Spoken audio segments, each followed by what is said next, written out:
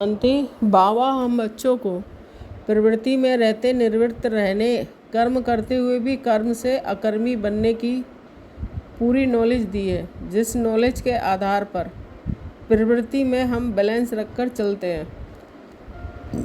प्रवृत्ति को निभाते भी उससे निवृत्त रहने की शक्ति अपने पास जमा हो। निवृत्त रहने के लिए हर कर्म में आने से पहले अपने को डिटैच करो।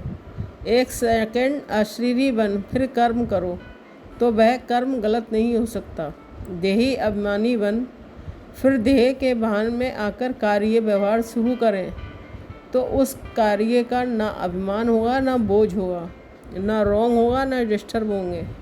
क्योंकि ये नॉलेज है कि मैं आत्मा साक्षी बनकर इन कर्मेंद्रियों से ये कार्य कराती हूँ, तो साक्षी व दृष्टा बन इन कर्मेंद्रियों के द्वारा ऐसे कर्म करेंगे जैसे ऊंची स्टेज पर बैठकर एक्टिंग देखते हैं। जो रॉन्ग कर्म होता है वह दिखाई पड़ता है।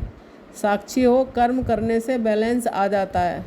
ला और लब का बैलेंस, परमात्मा और व्यवहार का बैलेंस, दोनों का सही सही बुद्धि में जजमेंट रहे। अगर बुद्धि सही जजमेंट नहीं देती है, समय पर राइट टच नहीं होता है, तो रॉन्ग कर्म हो जाता है, फिर बुद्धि पर बोझा होता है। इसलिए अटेंशन प्लीज अर्थात स्वयं की सीट पर अटेंशन से हर एक बात की रिजल्ट का मालूम पड़ता है। स्वयं के त्याग से औरों का भाग बनता है। जहाँ स्वयं का त्याग नहीं, वहाँ औरों का भाग नहीं बनता। बाप ने स्वयं का त्याग किया, तभी तो आप अनेक आत्माओं का भाग बना। तो शुरू की स्थिति में स्वयं के सभी सुखों का त्याग था, इससे ये भाग बने। अब जितना त्याग उतना भाग बना रहे हो औरों का, इसलिए बारिश छिप गए हैं। अब फिर से वही महादानी बनने का संस्कार। बस सदा सर्व प्राप्ति होते हुए भी और सर्व साधन होते हुए भी साधन में न आओ, साधना में रहो। अभी साधना कम है, साधन ज़्यादा हैं। पहले साधन कम थे, साधना ज़्यादा थी।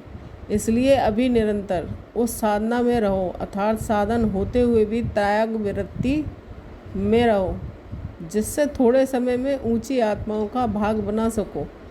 बाप दादा सभी के हाथ में अब आत्माओं के भाग की रेखा लगाने की अथॉरिटी दी है। तो ऐसा ना हो कि अपने त्याग की कमी के कारण अनेक आत्माओं के भाग की रेखा संपन्न न कर सको। ये बहुत बड़ी जिम्मेवारी है। ओम शांति।